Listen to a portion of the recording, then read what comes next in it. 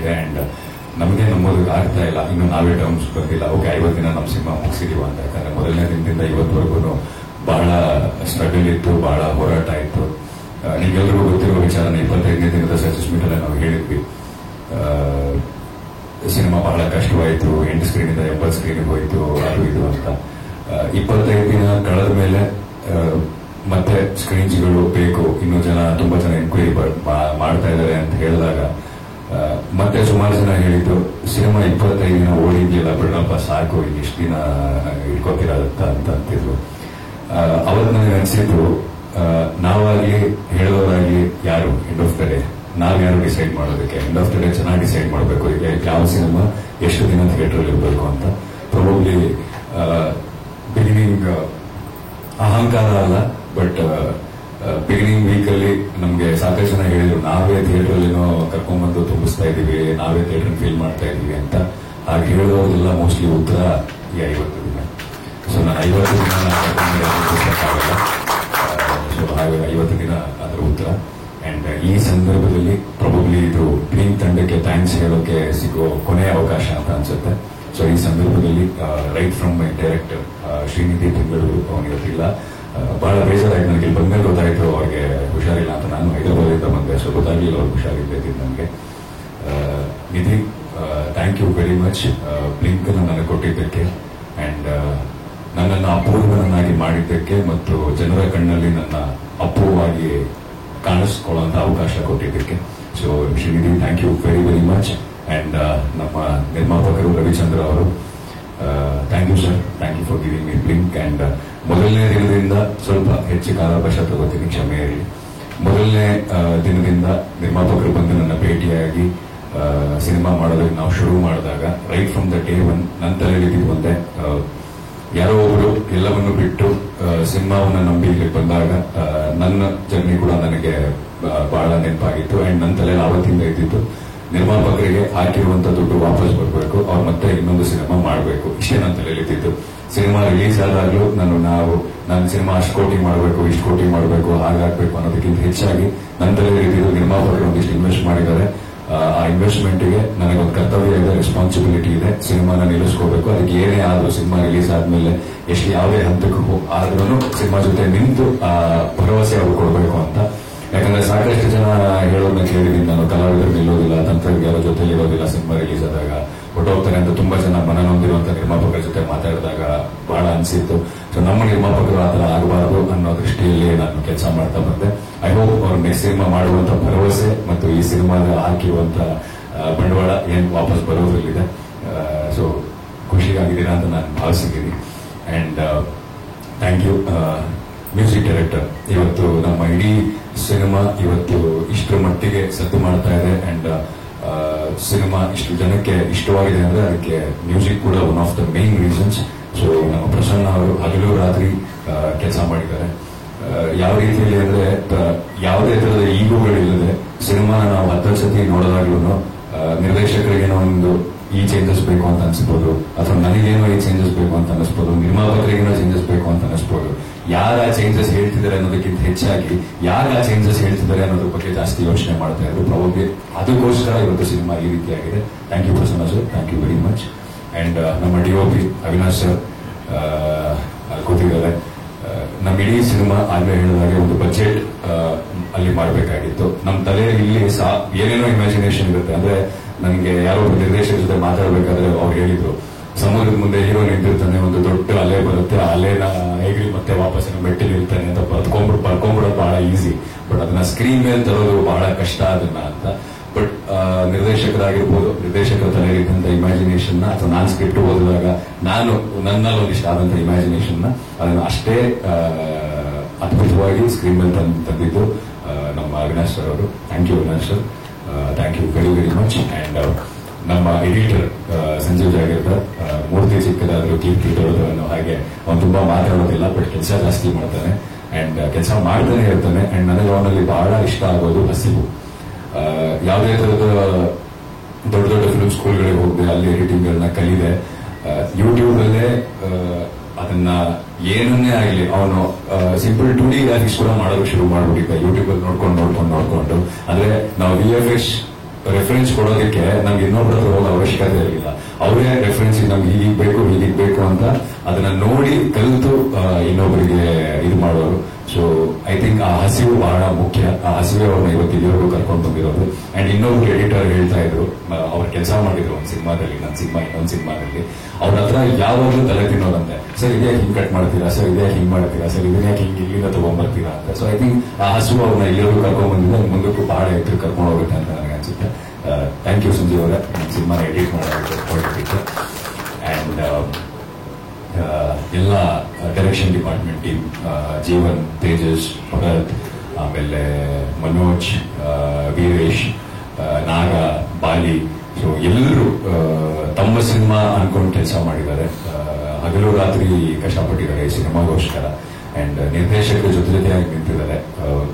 ಎಷ್ಟೋ ದಿನ ಎಲ್ಲರೂ ಹೇಳ್ತೀವಿ, ಬಟ್ ಎಷ್ಟೋ ದಿನ ಊಟದ ಟೈಮಿಂಗ್ಸ್ ಇಲ್ಲ, ಕೆಲವು ದಿನ ಊಟನೂ ಇಲ್ಲ. ಸೊ ಆ ರೀತಿ ಕೆಲಸ ಮಾಡ್ಕೊಂಡಿದ್ದಕ್ಕೇನೆ ಇವತ್ತು ಈ ಸಿನಿಮಾ ಇಲ್ಲಿವರೆಗೂ ಬರೋದಕ್ಕೆ ಸಾಧ್ಯವಾಗಿತ್ತು. And I wish you all the very best. ನಿಮ್ಮೆಲ್ಲರಿಗೂ ಒಳ್ಳೇದಾಗ್ಲಿ. ಅಂಡ್ ಡೆಫಿನೆಟ್ಲಿ ಯಾರಿಗೆ ಹಸಿರುತ್ತೆ ಅವರು ಬೆಳೀತಾರೆ ಅನ್ನೋದು ನಾನು ತುಂಬಾ ನಂಬಿರುವಂತಹ ವಿಷಯ. ಸೊ ಐ ಥಿಂಕ್ ನೀವೇನೇನು ಅನ್ಕೊಂಡಿದ್ರೆ ಅದು ಡೆಫಿನೆಟ್ಲಿ ಸಾಧ್ಯವಾಗುತ್ತೆ. I wish you all the very best. ಎಲ್ಲರಿಗೂ ಒಳ್ಳೇದಾಗ್ಲಿ. ಅಂಡ್ ಥ್ಯಾಂಕ್ ಯು ನಮ್ಮ ಸಿನಿಮಾಗೆ ಇಷ್ಟು ಸಪೋರ್ಟ್ ಮಾಡಿದ್ದಕ್ಕೆ.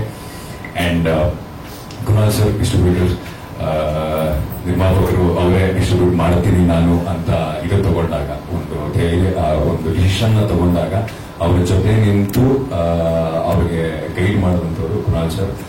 So thank you sir, thank you very very much for being with us. And ನಮಗೆ ಇಂಡಸ್ಟ್ರಿಯಲ್ಲಿ ನಮ್ಮ ಸಿನಿಮಾ ಪರ ಧ್ವನಿ ಎತ್ತಿದಂತಹ celebrities, right from Jagannath sir ನಮ್ಮ ಜೊತೆ ಮೊದಲನೇ ದಿನದಿಂದನೂ ನಮ್ಮ ಜೊತೆಯಲ್ಲಿದ್ರು, ನಮ್ಮನ್ನ ಗೈಡ್ ಮಾಡ್ತಾ ಇದ್ರು. ಅಂಡ್ ಶಿವಣ್ಣ ಸರ್ ಟ್ವಿಟರ್ ಅಲ್ಲಿ ಅವರು ಟ್ವೀಟ್ ಮಾಡಿದ್ದಾಗಿರ್ಬೋದು. ಅಂಡ್ ಸಿಂಪಲ್ ಸುನಿ ಸರ್ ಆಗಿರ್ಬೋದು, ಅನೀಶ್ ಸರ್ ಆಗಿರ್ಬೋದು, ಮನೆಗೆ ಹೋಗಿ ಒಂದು ದೊಡ್ಡ ವಿಡಿಯೋವನ್ನು ಮಾಡಿ ಅವರು ವೈಯಕ್ತಿಕವಾಗಿ ಅವ್ರು ಮಾಡಿದಂತಹ ಸಪೋರ್ಟ್ ಆಗಿರ್ಬೋದು.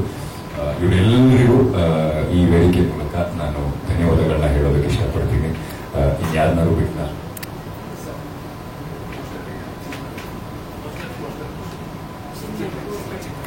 ಅಂಡ್ ಪೋಸ್ಟರ್ ಡಿಸೈನರ್, ಪೋಸ್ಟರ್ ಬಹಳ ಇಂಪಾರ್ಟೆಂಟ್ ಆಗುತ್ತೆ ಯಾವುದೇ ಸಿನಿಮಾಗಾಗಲಿ. ಮೊದಲನೇ ಫಸ್ಟ್ ಇಂಪ್ರೆಷನ್ ಕ್ರಿಯೇಟ್ ಮಾಡೋದೇ poster. And mostly late night ಎಲ್ಲ ಫೋನ್ ಮಾಡಿ ಹಿಂಸೆ ಇಟ್ಬಿಟ್ಟಿದ್ದೀವಿ ಅವ್ರಿಗಂತೂ, ಆ ಚೇಂಜ್ ಬೇಕು, ಈ ಚೇಂಜ್ ಬೇಕು, ಅದು ಬೇಕು, ಇದು ಬೇಕು ಅಂತ. ಸೊ ಅವರು ಚಿನ್ಮಯಿ ಅವರು ತುಂಬಾ ನಮ್ಮ ಜೊತೆ ಸಹಕರಿಸಿದ್ರು. ಸೊ ಚಿನ್ಮಯಿ ಅವರಿಗೂ thank you very much. And ನಮ್ಮ PR ಟೀಮ್, ಹರೀಶ್ ಅರಸ್ ಅವರು, ನಿತಿನ್, ರಾಜೇಶ್, ಎಲ್ರಿಗೂ thank you very very much. ನಮ್ಮ ಜೊತೆಯಾಗಿ ನಿಂತು ಈ ಸಿನಿಮಾನ ಇವತ್ತು ಇಲ್ಲಿವರೆಗೂ ನಿಂತಿದ್ದಾರೆ. 50 ದಿನ ಜನರಲ್ಲಿ ತಲೆಗೆಡ್ಸ್ಕೊಳಕ್ ಹೋಗಲ್ಲ, ಬಟ್ 50 ದಿನ ಆದ್ಮೇಲೂ ನಮ್ಮ ಜೊತೆ ನಿಂತು ಈ ಕಾರ್ಯಕ್ರಮ ಮಾಡೋಣ ಅಂತ ಹೇಳಿ ಕೋಆರ್ಡಿನೇಟ್ ಮಾಡಿಕೊಂಡು ಈ ಸಿನಿಮಾಗೆ ಇಷ್ಟು ಸಪೋರ್ಟ್ ಮಾಡಿದ್ದಾರೆ. So thank you very much. And last but not the least, ಪ್ರೇಕ್ಷಕ ಮಹಾಪ್ರಭುಗಳು. ನಮ್ಮ ಇಡೀ ಸಿನಿಮಾನ, ಬ್ಲಿಂಕ್ ಸಿನಿಮಾನ ನಾವು 8 ಸ್ಕ್ರೀನ್ ಅಲ್ಲಿ ಬಂದಾಗ 80 ಸ್ಕ್ರೀನ್ ಮಾಡೋದಕ್ಕೆ ಕಾರಣಕರ್ತರು ಅವರೇ. ಸೊ ನಿಮ್ಮೆಲ್ಲರಿಗೂ ನಾನು ತುಂಬ ಧನ್ಯವಾದಗಳನ್ನ ಹೇಳ್ತೀನಿ. ಅಂಡ್ ಇನ್ನೊಂದು ಯಾಕೆ ಹೇಳಲೇಬೇಕು ಅಂತಂದ್ರೆ, ಥಿಯೇಟರ್ ಬಂದು ಕನ್ನಡ ಸಿನಿಮಾವನ್ನು ನೋಡುವ ಸಂಖ್ಯೆ ಬಹಳ ಕಮ್ಮಿ ಆಗಿದೆ. ಈ ಮಧ್ಯದಲ್ಲಿ ಫಿಲ್ಮ್ ರಿಲೀಸ್ ಆದಾಗ ಬೇರೆ ಬೇರೆ ಭಾಷೆಯಲ್ಲಿ ಬಹಳ ಅದ್ಭುತವಾದ ಸಿನಿಮಾಗಳು ಇದ್ವು. ಸೊ ಇದನ್ನೆಲ್ಲ ಪಕ್ಕಕ್ಕಿಟ್ಟು ನಮ್ಮ ಸಿನಿಮಾ ನೋಡೋಣ ಅಂತ ಥಿಯೇಟರ್ ಬಂದಂತ ಪ್ರತಿಯೊಬ್ಬ ಪ್ರೇಕ್ಷಕರಿಗೂ ನನ್ನ ದೀರ್ಘದಂಡ ನಮಸ್ಕಾರಗಳು. Because this means a lot. ಈ ಟೈಮಲ್ಲಿ ಬೇರೆ ಸಿನಿಮಾಗಳ ಬಗ್ಗೆ ರಿವ್ಯೂಸ್ಗಳು ಹರಿದು ಬರುತ್ತೆ, ಬಟ್ ನಮ್ಗಳ ಸಿನಿಮಾ ಎಲ್ಲೋ ಒಂದ್ ಕಡೆ ಕಾಣುತ್ತೆ. ಬಟ್ ಅದನ್ನ ನೋಡಿ ಥಿಯೇಟರ್ ಬಂದು ಮತ್ತೆ ಸಿನಿಮಾ ನೋಡಿ ಇವತ್ತಿಗೂ ಕರ್ಕೊಂಡ್ ಬಂದಂತ ಪ್ರೇಕ್ಷಕರಿಗೆ ನನ್ನ ದೀರ್ಘದಂಡ ನಮಸ್ಕಾರಗಳು. ಮತ್ತೆ ಅಮೆಜಾನ್ ಪ್ರೈಮ್ ಬರ್ತಿದ್ದ ಹಾಗೆ ಕನ್ನಡ ಆಡಿಯನ್ಸ್ ಜೊತೆಗೆ ತೆಲುಗು ಆಡಿಯನ್ಸ್, ನಾನಿದನ್ನು ಹೇಳಲೇಬೇಕು. ನನಗೆ ಕನ್ನಡ ಸಿನಿಮಾಗಳು ಎಷ್ಟು ಪ್ರೀತಿಯನ್ನ, ಕನ್ನಡ ಪ್ರೇಕ್ಷಕರು ಎಷ್ಟು ಪ್ರೀತಿಯನ್ನ ಕೊಟ್ಟರು, ಇವಾಗ ತೆಲುಗು ಪ್ರೇಕ್ಷಕರು ಕೂಡ ಅಷ್ಟೇ ಪ್ರೀತಿಯನ್ನ ಕೊಡ್ತಾ ಇದ್ದಾರೆ ನಾನು ಎಲ್ಲೇ ಹೋದ್ರು. So I should be very thankful to them. ನೀವಾಗಲೇ ನೋಡಿದ್ರಿ ಸಾಕಷ್ಟು ಇದ್ರ ಪೇಜಸ್ಗಳು ರಿವ್ಯೂಸ್ ಮಾಡಿ. ಸೊ ಅವರೇ ಸಿನಿಮಾ ಒಂದು ಅದ್ಭುತವಾದ ಸಿನಿಮಾ ಬಂದಾಗ ಅವರೇ ಅದನ್ನ ರಿಸೀವ್ ಮಾಡ್ಕೊಂಡು ಅದಕ್ಕೆ ಸಾಕಷ್ಟು ರಿವ್ಯೂಸ್ಗಳನ್ನ ಬರೆದು ಇನ್ನೂ ಪುಷ್ ಮಾಡ್ತಾ ಇದ್ದಾರೆ ಟ್ವಿಟರ್ ಅಲ್ಲಿ ಅಲ್ಲ. So thank you to them as well. And ನಿನ್ನೆ ತಮಿಳ್ ಒಂದಿಷ್ಟು ಫ್ಯಾನ್ ಪೇಜಸ್ಗಳು, ನಮ್ಮ ಫ್ಯಾನ್ ಪೇಜಸ್ ಅಲ್ಲ, ತಮಿಳ್ ಸ್ಟಾರ್ಸ್ ಗಳ ಫ್ಯಾನ್ ಪೇಜಸ್ಗಳು, ಅವರೆಲ್ಲರೂ ಸಿನಿಮಾ ಗಳನ್ನ ನೋಡಿ ಇಷ್ಟ ಆಗಿ ಅವರು ಟ್ವಿಟರ್ ಸ್ಪೇಸ್ ಅಲ್ಲಿ ನಮಗೊಂದು ಸ್ಪೇಸ್ ನ ಕ್ರಿಯೇಟ್ ಮಾಡಿ ಸಿನಿಮಾ ಬಗ್ಗೆ ಮಾತಾಡುವಂತ ಅವಕಾಶ ಮಾಡಿಕೊಟ್ರು. ಸೊ ಒಳ್ಳೆ ಸಿನಿಮಾ ಬಂದಾಗ ಪ್ರೇಕ್ಷಕರು ಅದನ್ನ ಹಿಡ್ಕೊಳ್ತಾರೆ ಅಥವಾ ಅದನ್ನ ಒಂದು ಹಂತಕ್ಕೆ ತಲುಪಿಸ್ತಾರೆ ಅನ್ನೋದಕ್ಕೆ ಬ್ಲಿಂಕ್ ಸಾಕ್ಷಿ. ಬಟ್ ಎಲ್ಲೋ ಒಂದ್ ಕಡೆ ಮನಸ್ಸಲ್ಲಿ ಒಂದು ನೋವಿದ್ದೇ ಇದೆ ನನಗೆ ವೈಯಕ್ತಿಕವಾಗಿ. ಏನಂತಂದ್ರೆ ಬ್ಲಿಂಕ್ ಸಿನಿಮಾ ನಿರ್ಮಾಪಕರು ಹೇಳಿದ್ರು ಇನ್ನು ನಾವು ಡಿಸ್ಕಷನ್ಸ್ ಇದ್ದೀವಿ, ಕಂಪ್ಲೀಟ್ ಆಗಿ ಬಂದಿಲ್ಲ ಅಂತ. ಸೊ ಬರೀ ಬ್ಲಿಂಕ್ ಸಿನಿಮಾ ಏನ್ ಸಿಕ್ಕಿದೆ ಆ cinema it doesn't deserve only this much, it deserves much more.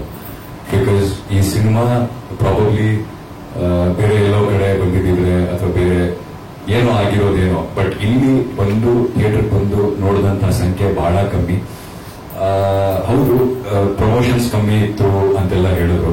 But 25 ದಿನಗಳಾದ ಮೇಲೆ ಎಲ್ಲರ ಕಿವಿಗೂ ಬಿದ್ದಿತ್ತು ಸಿನಿಮಾ. ಮೊದಲನೇ ವಾರ ಪ್ರಮೋಷನ್ಸ್ ಕಮ್ಮಿ ಇತ್ತು, ಬಟ್ 2ನೇ ವಾರ 3ನೇ ವಾರ ಅಥವಾ 4ನೇ ವಾರದಲ್ಲಿ ಎಲ್ಲರ ಕಿವಿಗೂ ಬಿದ್ದಿತ್ತು ಸಿನಿಮಾ. ಎಲ್ಲರಿಗೂ ಗೊತ್ತಿತ್ತು ಸಿನಿಮಾ ಬಗ್ಗೆ, ಬಟ್ ಆದ್ರೂ ಸಂಖ್ಯೆ ಕಮ್ಮಿ ಇತ್ತು ಥಿಯೇಟರ್ ಅಲ್ಲಿ. ಏನಕ್ಕೆ ಅಂತ ಗೊತ್ತಿಲ್ಲ, ಬಹಳ ನೋವು ಕೊಡುವಂತ ಸಂಗತಿ. ನಮ್ಮ ಭಾಷೆಗೆ ಮಾತ್ರ ಆಗ್ತಿರೋದು. ಸೊ ಏನಕ್ಕೆ ಅಂತ ನನಗೆ ಗೊತ್ತಿಲ್ಲ. ನಾನು ಈ ಪತ್ರಿಕೋಷ್ಠಿಗೆ ಬರಬೇಕಾದ ಒಂದು ಮಾತು ಹೇಳೋಣ ಅಂತಾನೆ ಬಂದೆ. ಯಾಕಂದ್ರೆ ಈಗ ಮೊನ್ನೆ ಗ್ರೇ ಗೇಮ್ಸ್ ಸಿನಿಮಾ ಬಗ್ಗೆ ಕೂಡ ಬಹಳ ಒಳ್ಳೆ ರಿವ್ಯೂಸ್ ಕೇಳ್ಕೊಡ್ತಾ ಇದ್ದೀವಿ. ಬಟ್ ಗೊತ್ತಿಲ್ಲ ಹೇಗೆ ಹೋಗ್ತಾ ಇದೆ ನನಗಿಲ್ಲ. ಬಟ್ ಗೊತ್ತಿಲ್ಲ, ಸುಮಾರು ಸಿನಿಮಾಗಳು ನಾನು ನೋಡ್ತಿದ್ದಾಗ ಒಳ್ಳೊಳ್ಳೆ ಸಿನಿಮಾಗಳು, ಕೆಲವು ಸಿನಿಮಾಗಳು ನಿಂತ್ಕೊಳ್ಳೋದಕ್ಕೆ ಸಾಧ್ಯವಾಯಿತು, ಕೆಲವು ಸಿನಿಮಾಗಳು ಆಗ್ಲಿಲ್ಲ. ಆದ್ರೆ ನಿಲ್ಲಿಸ್ಕೋಬೇಕು ಅಂತಾರೆ, ಅದು ಹೇಗೆ ನಿಲ್ಲಿಸ್ಕೊಳಕ್ಕಾಗತ್ತೆ ನನಗೆ ಅರ್ಥ ಆಗಲ್ಲ. ಕೆಲವು ಸತಿ ಒಬ್ಬ ನಟ ಆಗಿರ್ಬೋದು, ಒಬ್ಬ ನಿರ್ದೇಶಕ ಆಗಿರ್ಬೋದು, ಅದು ಹೇಗೆ ಸಿನಿಮಾ ನಿಲ್ಸಕ್ಕಾಗುತ್ತೆ? ಸಿನಿಮಾ ನಿಂತ್ಕೋಬೇಕು, ಅದಕ್ಕೆ ಅದರದೇ ಆದ ಸ್ಪೇಸ್ ನ ಪ್ರಾಬ್ಲಿ ಎಲ್ಲರೂ ಸೇರಿ ಕ್ರಿಯೇಟ್ ಮಾಡಿಕೊಟ್ಟಾಗ ಆ ಸಿನಿಮಾ ನಿಲ್ಲುತ್ತೆ. ಆ ಸ್ಪೇಸ್ ಸಿಗ್ತಾ ಇಲ್ಲ ಇಲ್ಲಿ. ಪ್ರಾಬಬ್ಲಿ ಅದು 10, 12, 15 ಸಿನಿಮಾ ರಿಲೀಸ್ ಆಗ್ತಿರೋದಕ್ಕಾಗಿರ್ಬೋದು, ಅಥವಾ ನಮಗೆ ಸಿಗ್ತಾ ಇರುವಂತಹ ಸ್ಕ್ರೀನ್ಸ್ ನಂಬರ್ಸ್ಗಳಾಗಿರ್ಬೋದು, ಪ್ರಾಬ್ಲಿ ಎಲ್ಲವೂ ಕಾರಣ ಆಗ್ತಾ ಇದೆ. ಸೊ ಸ್ಪೇಸ್ ಸಿಗ್ತಾ ಇಲ್ಲ ನಮ್ಗೆ ಯಾವುದೇ ಒಳ್ಳೆ ಸಿನಿಮಾ ಬಂದು ಅಲ್ಲಿ ನಿಂತ್ಕೊಳ್ಳೋದಕ್ಕೆ. ಅಂಡ್ ಬಹಳ ನೋವಾಗೋದೇನು ಅಂತಂದ್ರೆ ಬೇರೆ ಬೇರೆ ಭಾಷೆ ಸಿನಿಮಾಗಳ ಇದನ್ನು ನೋಡ್ತಾ ಇದ್ದೀನಿ. ಯಾಕಂದ್ರೆ ಬೇರೆ ಬೇರೆ ಇಂಡಸ್ಟ್ರಿ ಕೆಲಸ ಮಾಡ್ತಾ ಇದ್ದೀನಿ. ಸೊ ಅಲ್ಲಿನ ಸಿನಿಮಾ ಪ್ರಮೋಷನ್ಸ್ ಹೇಗಾಗುತ್ತೆ, ಅಲ್ಲಿನ ಸಿನಿಮಾಗಳು ಹೇಗೆ ನಡೀತೆ ಅಂತ ನೋಡ್ತಾ ಇದ್ದೀನಿ. ಅಂಡ್ ನಮ್ಮ ಸಿನಿಮಾಗಳು ಹೇಗಾಗ್ತಿದ್ದಾವೆ ಅನ್ನೋದನ್ನು ನೋಡ್ತಾ ಇದ್ದೀನಿ. ಪ್ರತಿ ಶುಕ್ರವಾರ ಸಿನಿಮಾ ರಿಲೀಸ್ ಆಗ್ಬೇಕಾದ್ರೇನು ಪ್ರತಿಯೊಬ್ಬ ನಿರ್ದೇಶಕರು, ಪ್ರತಿಯೊಬ್ಬ ನಿರ್ಮಾಪಕರು ಅಥವಾ ಪ್ರತಿಯೊಂದು ಟೀಮಿನ ಪ್ರತಿಯೊಬ್ಬ ಸದಸ್ಯರು ದಯವಿಟ್ಟು ಚಿತ್ರಮಂದಿರಕ್ಕೆ ಒಂದು ಸಿನಿಮಾ ನೋಡಿ, ದಯವಿಟ್ಟು ಚಿತ್ರಮಂದಿರಕ್ಕೆ ಒಂದು ಸಿನಿಮಾ ನೋಡಿ ಅಂತ ಕೇಳ್ತಾನೆ ಇರ್ತಾರೆ. ಅಂಡ್ ಬಟ್ ಬಂದು ನೋಡಿ ನಿಂತಿದ್ರೆ ಪ್ರಾಬಬ್ಲಿ ಮುಂದಿನ ದಿನಗಳಲ್ಲಿ ಕೇಳೋ ಅವಶ್ಯಕತೆ ಇರಲಿಲ್ಲ. ಬಟ್ 2-3 ವರ್ಷಗಳಿಂದ ಕೇಳ್ತಾನೆ ಇದ್ದಾರೆ ಜನ, ಬಂದು ಥಿಯೇಟರ್ ಬಂದು ಸಿನಿಮಾ ನೋಡಿ, ಥಿಯೇಟರ್ ಬಂದು ಸಿನಿಮಾ ನೋಡಿ ಅಂತ ಪ್ರತಿ ಟೀಮು. ಬಟ್ ನನಗಿಲ್ಲಿ ಇವತ್ತು ಏನೋ ಅನ್ಸಿದ್ದು ಏನು ಅಂತಂದ್ರೆ, ಇದು ಅಹಂಕಾರ ಅಲ್ಲ, ಬಟ್ ಎಲ್ಲೋ ಒಂದ್ ಕಡೆ ನನ್ನ ಕೆಲಸದ ಮೇಲಿರುವ ಕಾನ್ಫಿಡೆನ್ಸ್. ಅಂಡ್ ನನಗನ್ಸೋದು ಇನ್ಮುಂದೆ ನಾನು ಥಿಯೇಟರ್ ಬಂದು ಸಿನಿಮಾ ನೋಡಿ ಅಂತ ಯಾರನ್ನೂ ಕೇಳೋದಿಲ್ಲ. ಥಿಯೇಟರ್ಲ್ಲೇ ಬಂದು ನೋಡುವಂತ ಸಿನಿಮಾನ ಮಾಡೋ ಕಡೆ ಜಾಸ್ತಿ ಗಮನ ಕೊಡ್ತೀನಿ. ಸೊ ಪ್ರತಿಯೊಂದು ಥಿಯೇಟರ್ ಬಂದು ಸಿನಿಮಾ ನೋಡಬೇಕು ಅಂತ ಸಿನಿಮಾ ಮೋಸ್ಟ್ಲಿ ನಾವು ಸಾಲಾಗಿ ಕೊಟ್ಟಾಗ ಬೇರೆ ಆಪ್ಷನ್ಸ್ ಇರೋದಿಲ್ಲ. ಸೊ ಒಂದ್ ಸಿನಿಮಾ ಇಗ್ನೋರ್ ಮಾಡಬಹುದು, 2 ಸಿನಿಮಾ ಇಗ್ನೋರ್ ಮಾಡಬಹುದು, 3ನೇ ಸಿನಿಮಾ ಇಗ್ನೋರ್ ಮಾಡಬಹುದು. ಬಟ್ 4ನೇ ಸಿನಿಮಾ ಮತ್ತೆ ಥಿಯೇಟರ್ ಬಂದು ನೋಡುವಂತ ಇದು ಹಾಗೆ ಆಗುತ್ತೆ. ಸೊ ನಾವೆಲ್ಲರೂ ಪ್ರಾಬಬ್ಲಿ ನನ್ನ ಟೀಮಿಗೆ ಹೇಳೋದು, ನಾನು ಬ್ಲಿಂಕ್ ತಂಡಕ್ಕೆ ಹೇಳೋದು, ಬೇರೆಯವ್ರಿಗೆ ಹೇಳುವಂತ ಇದು ನನಗಿಲ್ಲ. ಬಟ್ ಬ್ಲಿಂಕ್ ತಂಡಕ್ಕೆ ಹೇಳೋದು, ನಿರ್ಮಾಪಕರಿಗಾಗಿರ್ಬೋದು, ನಿರ್ದೇಶಕರಿಗಾಗಿರ್ಬೋದು, ಹೆಚ್ಚಿನ ಮುಂದಿನ ದಿನಗಳಲ್ಲಿ ಥಿಯೇಟರ್ಗೆ ಬಂದು ಜನ ಸಿನಿಮಾ ನೋಡಬೇಕು, ಅದಕ್ಕೆ ಏನೇನ್ ಬೇಕು ಅದನ್ನ ಮಾಡೋದ್ ಕಡೆ ನಾವೆಲ್ಲರೂ ಗಮನ ಕೊಡಬೇಕು ಅಂತ ನನಗನ್ಸುತ್ತೆ. ನಾನು ಅದ್ರ ಬಗ್ಗೆ ಗಮನ ಕೊಡಬೇಕು ಅಂತ ಒಂದು ನಿರ್ಧಾರ ಮಾಡಿದ್ದೀನಿ. ಸೊ ಹೇಳಬೇಕು ಅಂತ ಅನ್ನಿಸ್ತು. ಥ್ಯಾಂಕ್ ಯು ವೆರಿ ಮಚ್ ಎಲ್ಲರಿಗೂ ಸಮಯ ಮಾಡಿಕೊಂಡು ಬಂದು ನಮ್ಮ ತಂಡ ಜೊತೆಗೆ ನಮ್ಮ ಸಕ್ಸಸ್ ನ ಹಂಚಿಕೊಳ್ಳೋದಕ್ಕೆ ಜೊತೆಯಾಗಿದ್ದಕ್ಕೆ. ಸೊ ಎಲ್ಲರಿಗೂ thank you very very much. And thanks to all the audience once again. ಬೇರೆ ಬೇರೆ ಸಿನಿಮಾಗಳ ಮಧ್ಯೆ ಕೂಡ ನಮ್ಮ ಸಿನಿಮಾನ ಬಂದು ಥಿಯೇಟರ್ ನೋಡಿದ್ದಕ್ಕೆ ನೀವೆಲ್ಲರಿಗೂ ನನ್ನ ತಿರುಗದ ನಮಸ್ಕಾರಗಳು. Thank you very very much.